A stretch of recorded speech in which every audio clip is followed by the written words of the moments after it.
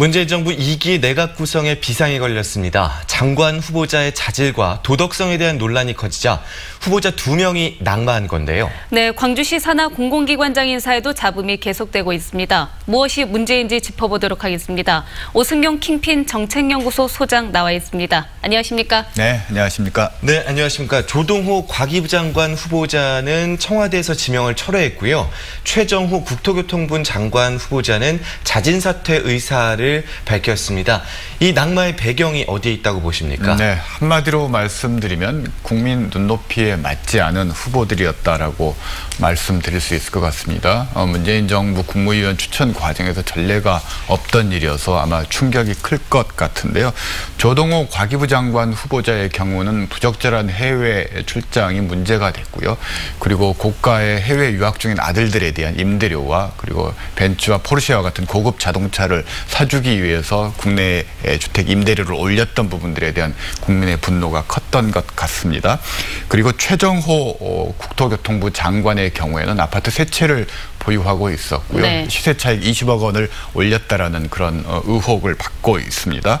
그리고 딸 부부에게 아파트를 꼼수 중요했던 부분들에 대해서도 국민들이 따가운 시선을 보내고 있는데요.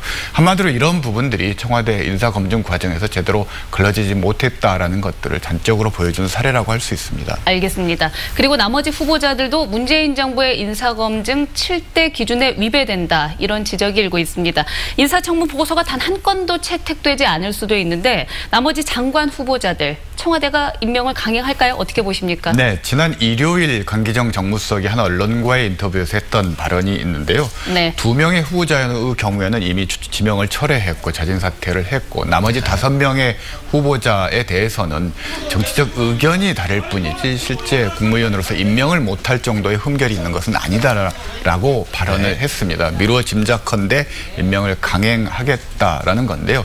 이 부분이 단순히 국무위원 후보자의 자질 검증에만 국한되어 있는 게 아니라 4월 3일 재보선이 지금 예정되어 있습니다. 그렇죠. 그렇기 때문에 이번 인사청문회 과정에서 밀리면 4월 3일에 재보선 결과가 최악이 될 수 있다는 우려가 있기 때문에 여당과 야당이 양보 없는 기싸움을 할 것 같습니다. 네. 알겠습니다. 그렇기에 청와대 인사검증 시스템이 제대로 작동하고 있는가라는 비판이 쏟아지고 있는데요.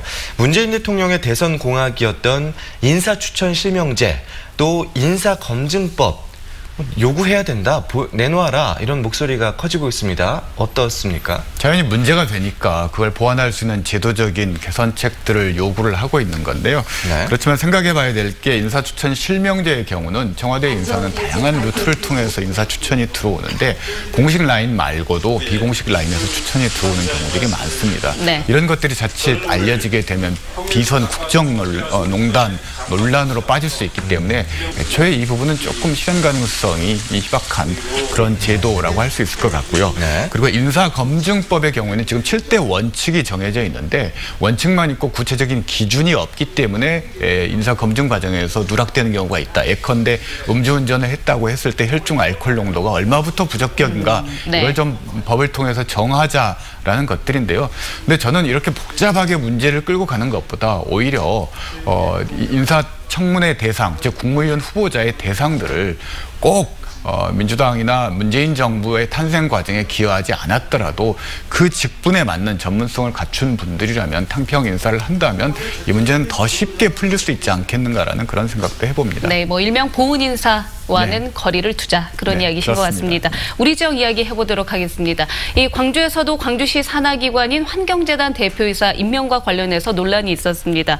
이 시의회에서는 사실상 부적합 의견을 냈었잖아요. 그런데 이용섭 시장이 이것을 강행을 했습니다. 여기에 대해서 어떻게 생각하십니까? 정확히 말씀드리면 부적합 의견이 아니라 부적절 의견을 냈습니다. 이게 말장난인 것 같지만 사실은 시의회가 시의회의 중요한 역할을 방기한 측면이 있습니다.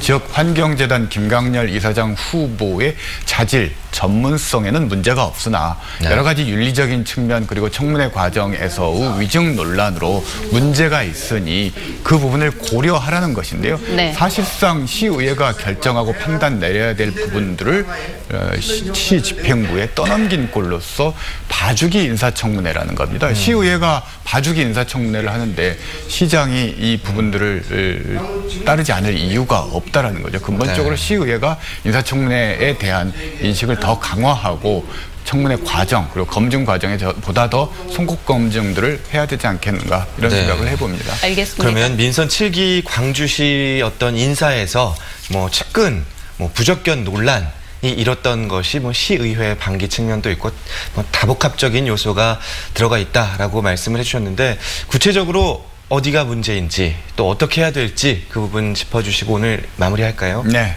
민선 7기 들어서 특히 그런 얘기들이 많이 나오는데요.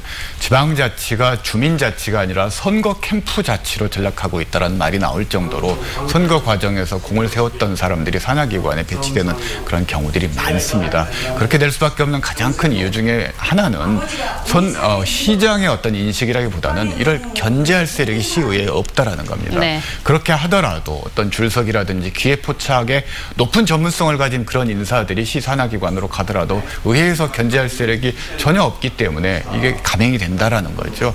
결국은 지난 지방선거에서 일당 독점 체제가 만들어 놓은 결과라고 할 수 있을 것 같은데요. 시의회가 안 한다면 언론과 시민사회단체가 견제 기능들을 더 강화하는 수밖에 없을 것 같습니다. 알겠습니다. 오승용 킹핀 정책연구소 소장과 이야기 나눴습니다. 감사합니다. 네, 감사합니다.